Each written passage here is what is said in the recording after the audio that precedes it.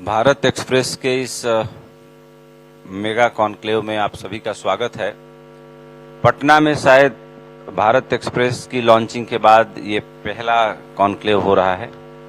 हालांकि भारत एक्सप्रेस की प्रेजेंस पटना के हर जिले है और पटना से लेके झारखंड तक और झारखंड से लेके वेस्ट बंगाल तक लगभग हर जिले में हमने अपने प्रतिनिधियों को नियुक्त किया है। लेकिन पटना शहर में कॉन्क्लेव के रूप में पहली बार हम लोग आपके बीच उपस्थित हैं।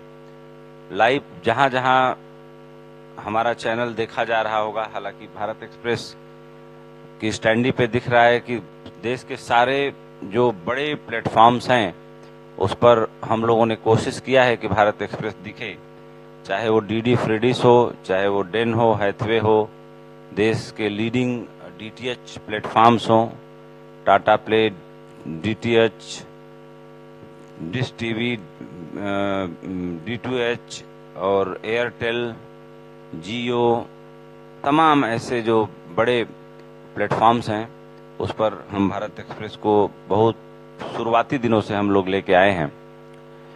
चूंकि मंच पर हमारे साथ विनय कुमार जी हैं जो बिहार के डीजीपी हैं और आपका बहुत लंबा कैरियर कह सकते हैं कि एक ऐसे अधिकारी के रूप में रहा है जो सीआईडी जैसी संस्था को हेड करते रहे। और जब हम लोग बातचीत कर रहे थे तो अभयानंद सर भी हैं, उनके बारे में ही चर्चा चल रही थी। तो बिहार के लॉ एंड ऑर्डर से लेकर के क्या नए इनिशिएटिव हैं, क्या जो नए कानून आए हैं, जो सीआरपीसी, आईपीसी या बीएनएसएस जो तमाम अमेंडमेंट्स हुए हैं, उनके जरिए कैसे लॉ एंड ऑर्डर को मजबूत करने में, जनता की मदद करने में क्या मदद मिल रही है, उन सब मुद्दों पर बात करेंगे। लेकिन उससे पहले ये बात करना बड़ा जरूरी हो जाता है कि पत्रकारिता और जर्नलिज्म के पेशे में चीजें कितना तेजी से बदल रही हैं, इस पर थोड़ा सा एक ओपनिंग रिमार्क्स आज की सुबह इस संस्था का प्रमुख होने के नाते देना बनता है। तो ब्रिटेन के एक बहुत बड़े विचारक हुए एडमंड बर्क, वो पार्लियामेंटेरियन भी हैं, थे उस वक्त। तो 1787 यानी 1787 में पहली बार ब्रिटिश पार्लियामेंट के सामने जब ब्रिटेन का पूरी दुनिया पे राज चल रहा था, तो ब्रिटेन के एक बहुत बड़े विचारक हुए एडमंड बर्क, वो पार्लियामेंटेरियन भी हैं, थे उस वक्त। तो 1787 यानी 1787 में पहली बार ब्रिटिश पार्लियामेंट के सामने उन्होंने प्रस्ताव रखा कि कार्यपालिका, न्यायपालिका और विधायिका निरंकुश न हो जाए, तो इनके ऊपर भी आंख रखने के लिए, इनके ऊपर भी नजर रखने के लिए एक चौथे खंभे को निर्मित करना, उसको स्थापित करना बड़ा जरूरी है। और उसका परिणाम ये हुआ कि एडमंड बर्क की बात रातों रात, चूंकि ब्रिटिश एम्पायर पूरी दुनिया पर राज कर रहा था, तो उनकी बात को बहुत तेजी से स्वीकार किया गया और पूरी दुनिया में कार्यपालिका, न्यायपालिका, विधायिका के बाद चौथा खंभा प्रेस सर्वसम्मति से पूरी दुनिया ने स्वीकार किया। और उसका नतीजा है कि पत्रकारिता दुनिया के हर देश में, दुनिया के हर कोने में अपनी एक महत्वपूर्ण भूमिका निभा रहा है। इस महत्वपूर्ण भूमिका को निभाने वाले लोग कितने जिम्मेदार हैं और कितनी जिम्मेदार होने चाहिए, इस पर भी चर्चा जरूर होनी चाहिए। और दुनिया कितनी तेजी से बदल रही है और मीडियम कितना तेजी से बदल रहा है, इस पर भी, चूंकि स्कूल के बच्चे हैं तो मैं अपने ओपनिंग रिमार्क्स में कुछ बात करूंगा, उसके बाद सर से सवाल जवाब हम तुरंत शुरू करेंगे। तो पहली बात ये कि traditional media, main stream media, print media, ये सब धीरे धीरे विकसित हुए। करीब करीब 200 सालों के भीतर 200 सालों के भीतर प्रिंट मीडिया से हम बढ़ते बढ़ते कंप्यूटर क्रांति के बाद इलेक्ट्रॉनिक मीडिया पे आए, इलेक्ट्रॉनिक मीडिया से हम डिजिटल मीडिया पे आए, और डिजिटल मीडिया से अब सबसे ताकतवर मीडिया जो है वो सोशल मीडिया है। सोशल मीडिया ने आप सभी के हाथ में एक अजीब सी ताकत दी है। उसके लिए किसी न्यूज रूम की जरूरत नहीं, किसी अप्रूवल की जरूरत नहीं। आप सबके हाथ में जो मोबाइल है वही आपका सबसे बड़ा हथियार है।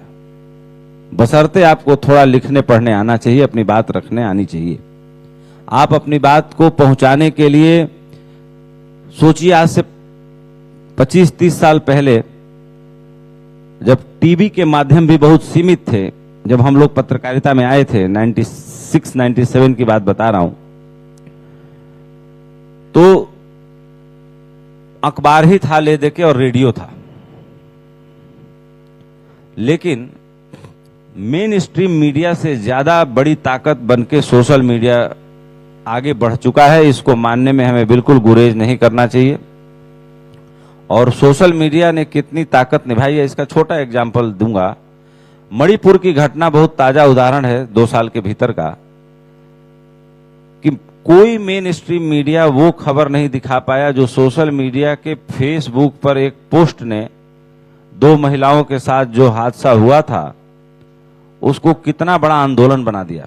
एक छोटी सी पोस्ट ने कि पार्लियामेंट के स्पेशल सेशन को बुलाना पड़ा, 35,000 एक्स्ट्रा पैरामिलिट्री फोर्स डिप्लॉय करनी पड़ी, और उस बात से मेन स्ट्रीम मीडिया को शर्मिंदा होना पड़ा कि हमारा काम था, हमारा रोल बनता था, हम उस काम में पीछे रह गए। और मेन स्ट्रीम मीडिया से सोशल मीडिया इन अर्थों में भी आगे है कि उतनी बातों को, उतनी घटनाओं को बारीकी से मेन स्ट्रीम मीडिया पे या टीवी स्क्रीन पे लाना संभव ही नहीं रहा। लेकिन डिजिटल मीडिया पे और सोशल मीडिया पे कोई एक न्यूज रूम नहीं है जहां बैठ के किसी को काम करना है। जितने हाथों में फोन है उतने हाथ काम कर रहे हैं, यानी कि सारे हाथों के कामों का जोड़ है सोशल मीडिया। और सोशल मीडिया ने जो लोगों को भरोसा और उनकी उम्मीदों को परवान चढ़ाया है, जो ताकत दी है, इससे पहले वो ताकत कभी देखी नहीं गई। तो ये है नए जमाने की तकनीक। और तकनीक हमेशा 2 काम करती है, एक तो लोगों के जीवन को आसान करती है और दूसरा उनके लिए समय बचाती है। यानी जो चैट जीपीटी से एप्लीकेशन, चिट्ठी, रिसर्च सेकंडों में कर लेते हैं आप, उससे पहले हमें बहुत वक्त लगता था। एक मेल ड्राफ्ट करने में जो आपको आधा घंटा का वक्त लगता था वो 5 सेकंड लगते हैं अब। यानी तकनीक ने आपके 25 मिनट यानी 29 मिनट 55 सेकंड बचा दिए। तो टेक्नोलॉजी का मेन यही काम है। और मीडिया जो है जब अपने अस्तित्व में आया, या जब अस्तित्व में चौथे खंभे के रूप में लाया गया, तो उसका मेन काम यही था कि कार्यपालिका, न्यायपालिका, विधायिका निरंकुश न हो जाए, तो उसके ऊपर भी अंकुश रखना, उसके ऊपर भी नजर रखना।